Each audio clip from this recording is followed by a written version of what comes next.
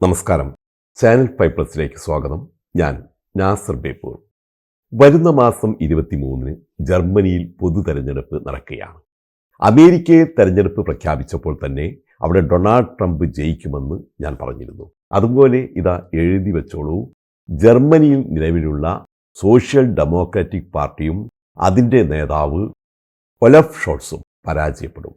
Christian democratic union of Germany അഥവാ CDUവും അതിൻ്റെ സഹോദര സംഘടനയായ അൾട്ടർനേറ്റീവ് ഫോർ ഡ്യൂച്ച്ലാൻഡ് അഥവാ AfDയും അധികാരത്തിൽ വരും. ഇത് ജർമ്മനിയിൽ മാത്രമല്ല, യൂറോപ്പിൽ മുഴുവനും ഇപ്പോൾ കാണുന്ന ഒരു പ്രവണതയാണ് എന്ന് മാത്രം പറയാനാവില്ല. അമേരിക്കയിലും അർജന്റീനയിലുമൊക്കെ തീവ്ര വലതുപക്ഷ യാഥാസ്ഥിതിക കക്ഷികളാണ് അധികാരത്തിൽ ഏറുന്നത്. അതവിടെയും നിൽക്കുന്നില്ല. അഫ്ഗാനിസ്ഥാനിലും ഇറാനിലും ഇസ്രയേലിലും സിറിയയിലുമെല്ലാം തീവ്ര യാഥാസ്ഥിതികർ അധികാരമേറ്റു കഴിഞ്ഞു. അതിൻ്റെ തുടർച്ചയായാണ് നമ്മൾ ഇന്ത്യയിലും കാണുന്നത്. ഈ വിപത്ത് മുൻകൂട്ടി കണ്ടാണ് 25 വർഷങ്ങൾക്ക് മുമ്പ് ഒരു താക്കീത് പോലെ ഒരു പുസ്തകം ഇറങ്ങിയത്.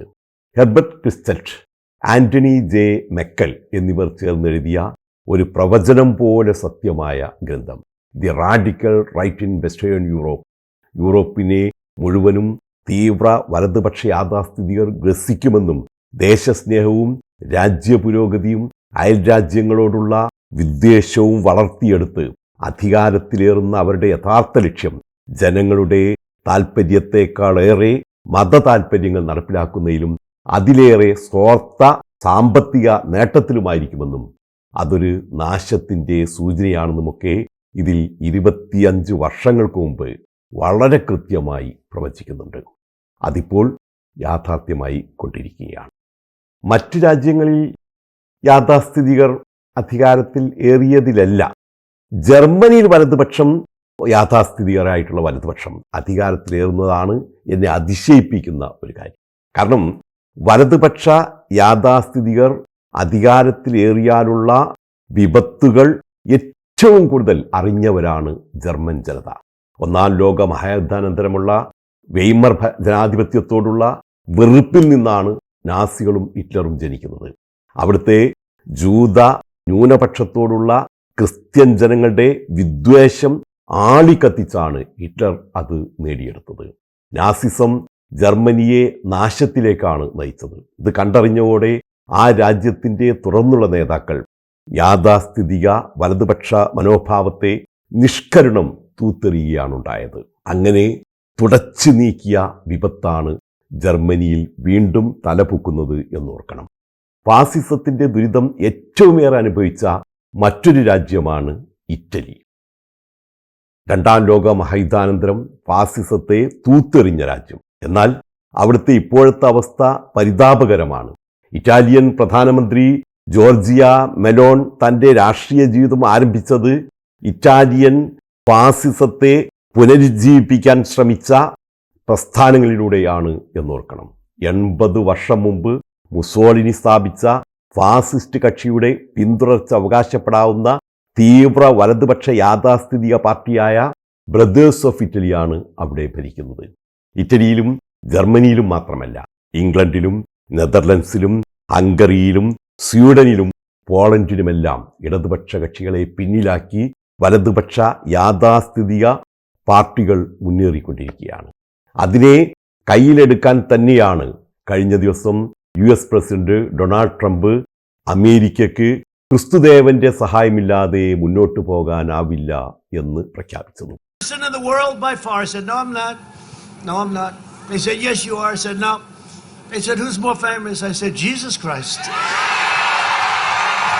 പണ്ട് ഇതേ വാക്കുകൾ തന്നെയാണ് അഡോൾഫ് ഹിറ്റ്ലറും പറഞ്ഞത് എന്നോർക്കണം. ദൈവത്തിൻ്റെ ഇംഗിതമാണ് ഞാൻ ഭൂമിയിൽ നടപ്പിലാക്കുന്നത് എന്നായിരുന്നു അന്ന് ഹിറ്റ്ലർ പറഞ്ഞിരുന്നത്. ആ ഇംഗിതത്തിനൊത്താണ് ക്രിസ്ത്യാനികളുടെ ആജന്മ ശത്രുക്കളായ ജൂതന്മാരെ കൊന്നൊടുക്കുന്നതെന്നും അയാൾ പറഞ്ഞിരുന്നു. അത് വിശ്വസിച്ച് തന്നെയാണ് ജർമ്മനിയിലെ ഭൂരിപക്ഷം യാഥാസ്ഥിതികരും ഹിറ്റ്ലറെ ഒരു രക്ഷകനായി കണ്ട് ആരാധിച്ചതും അയാൾക്ക് വോട്ട് ചെയ്തതും അദ്ദേഹത്തെ പിന്തുണച്ചതുമെല്ലാം. പക്ഷേ അതിൻ്റെ ദുരന്തമനുഭവിച്ച ആ ജനത ആ തെറ്റ് തിരുത്തി. അവർ യാഥാസ്ഥിതിക വലതുപക്ഷ മനോഭാവത്തെ തന്നെ അവിടെ നിന്നും തൂത്തെറിഞ്ഞു. പക്ഷേ ഇപ്പോൾ അവർ അതെല്ലാം മറന്നിരിക്കുന്നു. ഇത് കണ്ടറിഞ്ഞാണ് ജർമ്മനിയിൽ ഹോളോകാസ്റ്റ് അതിജീവിച്ചവർ സ്ഥാപിച്ച വിദ്വേഷ വിരുദ്ധ ഗ്രൂപ്പായ ഇന്റർനാഷണൽ ഓഷിസ് കമ്മിറ്റിയുടെ എക്സിക്യൂട്ടീവ് വൈസ് പ്രസിഡന്റ് ഡാനിയല ഡിറൈഡർ തീവ്ര വലതുപക്ഷ പ്രസ്ഥാനമായ ജർമ്മനിയിലെ AfD പാർട്ടിയെ നാസികളുമായി താരതമ്യം ചെയ്യുന്നത്. ഇത് രാജ്യത്തിൻ്റെ വിപത്താണ് എന്നവർ താക്കീത് ചെയ്യുന്നുണ്ട്. പക്ഷേ ജർമ്മനിയിലെ ഭൂരിപക്ഷം ജനതയും ഈ മുന്നറിയിപ്പുകളൊന്നും കേൾക്കാൻ ഒരുക്കമല്ല. അതാണ് വരുന്ന മാസം അവിടെ നടക്കാനിരിക്കുന്ന തെരഞ്ഞെടുപ്പിൽ പ്രതിഫലിക്കാനിരിക്കുന്നതെന്നും ഞാൻ പറയും. ഞാൻ ഉറപ്പിച്ചു പറയാം, അവിടെയും വരാനിരിക്കുന്നത് യാഥാസ്ഥിതിക വലതുപക്ഷം തന്നെയാണ്. 1989 ബെർലിൻ മതിൽ തകർത്തപ്പോൾ 20-ാം നൂറ്റാണ്ടിൽ ജനാധിപത്യത്തിൻ്റെ വിജയം പൂർത്തിയായെന്നാണ് അതിനെ പലരും വിശേഷിപ്പിച്ചത്. ഫാസിസത്തെയും കമ്മ്യൂണിസത്തെയും പരാജയപ്പെടുത്തിയ പാശ്ചാത്യ ശൈലിയിലുള്ള ലിബറൽ ജനാധിപത്യമാണ് പിന്നീട് നടപ്പിലായത്. അതിന് 2 പതിറ്റാണ്ട് കാലത്തോളം യഥാർത്ഥത്തിൽ ഒരു വെല്ലുവിളിയും നേരിട്ടതുമില്ല. ലോകമെമ്പാടും അതിൻ്റെ വ്യാപനം തുടരുമെന്ന ഒരു പ്രതീതി സൃഷ്ടിച്ചെങ്കിലും പെട്ടെന്നാണ് ഒരു യു-ടേൺ സംഭവിക്കുന്നത്. രാഷ്ട്രീയ സൈദ്ധാന്തികനായ ഫ്രാൻസിസ് ഫുക്കുയാമ അന്നേ ഇക്കാര്യത്തിൽ മുന്നറിയിപ്പ് നൽകിയിരുന്നു. ലിബറലിസം ആൻഡ് ഇറ്റ് ഡിസ്കണ്ടൻസ് എന്ന പുസ്തകത്തിൽ അദ്ദേഹം പറയുന്നുണ്ട്, ജനാധിപത്യം പൂർണ്ണമായി വിജയിച്ചിടത്താണ് അസംതൃപ്തി ഉണ്ടാകുന്നത്. അത് സ്വാതന്ത്ര്യത്തിലും സമത്വത്തിലുമുള്ള അതൃപ്തിയാണ്. അങ്ങനെ അസംതൃപ്തരായി തുടരുന്നവർക്ക് ചരിത്രം പുനരാരംഭിക്കാനുള്ള കഴിവ് എപ്പോഴും ഉണ്ടായിരിക്കും. ഫുക്കുയാമ പറഞ്ഞ ചരിത്രം പുനരാരംഭിക്കാനുള്ള കഴിവ് ഇപ്പോൾ അവർ നേടിയെടുത്തിരിക്കുകയാണ്. സ്വാതന്ത്ര്യത്തിലും സമത്വത്തിലും അസംതൃപ്തരായ നെറികെട്ടൊരു ജനതയുടെ വിജയമാണ് ഇപ്പോൾ എവിടെയും കാണുന്നത്. അതാണ് പാനമാ കനാൽ അംഗീകരിക്കില്ല, പാരീസ് ഉടമ്പടി അംഗീകരിക്കാൻ ഒരുക്കമല്ല, ലോകാരോഗ്യ സംഘടനയ്ക്ക് ഒരു സഹായവും നൽകില്ല എന്നൊക്കെയുള്ള ഡൊണാൾഡ് ട്രംപിൻ്റെ ധാർഷ്ട്യത്തോടെയുള്ള പ്രസ്താവനയിൽ പ്രതിഫലിക്കുന്നത് എന്നോർക്കണം. Of a great president, William McKinley, to Mount McKinley, where it should be and where it belongs. And above all, China is operating the Panama Canal, and we didn't give it to China, we gave it to Panama, and we're taking it back. ഇത് അമേരിക്കയിലും യൂറോപ്പിലും മാത്രമല്ല, സിറിയയിൽ നമ്മൾ കണ്ടു. അവിടെ ഇപ്പോൾ ബഷർ അൽ അസദിനെ അട്ടിമറിച്ചിരിക്കുന്നത് തീവ്ര യാഥാസ്ഥിതിക വിഭാഗമായ സിറിയൻ ഡെമോക്രാറ്റിക് ഫോഴ്സസ് എന്നറിയപ്പെടുന്നവരാണ്. ഇറാനിൽ ഭരിക്കുന്നത് തീവ്ര യാഥാസ്ഥിതിക വലതുപക്ഷമായ ഹിസ്ബുള്ളയും ആയത്തുള്ള ഖുമൈനിയുമാണ്. അഫ്ഗാനിസ്ഥാനിൽ ഭരണം നടത്തുന്നത് തീവ്ര വലതുപക്ഷ യാഥാസ്ഥിതിക വിഭാഗമായ താലിബാനാണ്. ഇന്ത്യ ഭരിക്കുന്നത് തീവ്ര വലതുപക്ഷ യാഥാസ്ഥിതിക വിഭാഗമായ BJPയും RSSുമാണ്. അങ്ങനെ പറയുമ്പോൾ ഇടതുപക്ഷ ചിന്താഗതികൾ തട്ടിമറിച്ചുകൊണ്ട് തികഞ്ഞ യാഥാസ്ഥിതിക വലതുപക്ഷ കക്ഷികൾ ലോകത്തെ ഗ്രസിക്കുകയാണ്.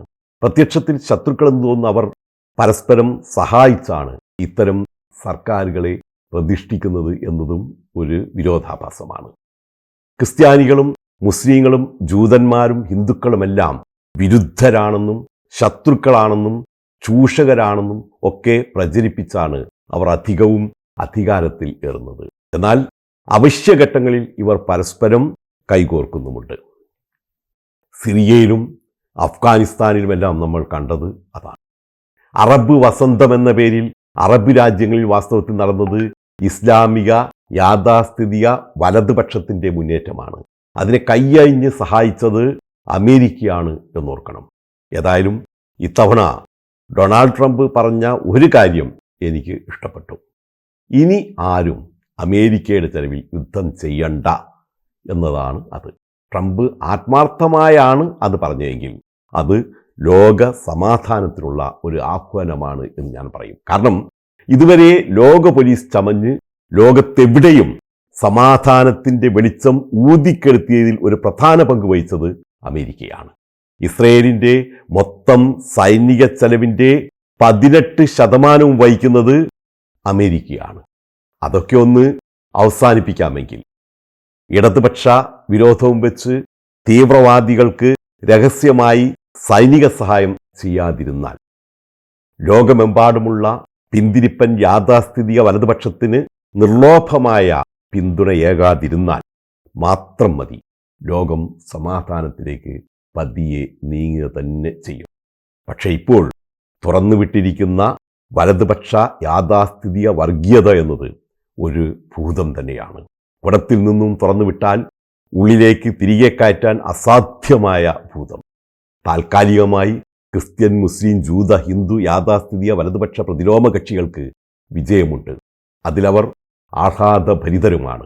പക്ഷേ ഭാവിയിൽ മതത്തിൻ്റെ പേരിൽ ഇവർ പരസ്പരം പോരടിക്കുമെന്ന കാര്യത്തിൽ ഒരു സംശയവും വേണ്ട. ഇതൊരു നാശത്തിൻ്റെ തുടക്കമാണ്. ആർക്കും തടുക്കാനാവാത്ത സർവനാശത്തിൻ്റെ തുടക്കം.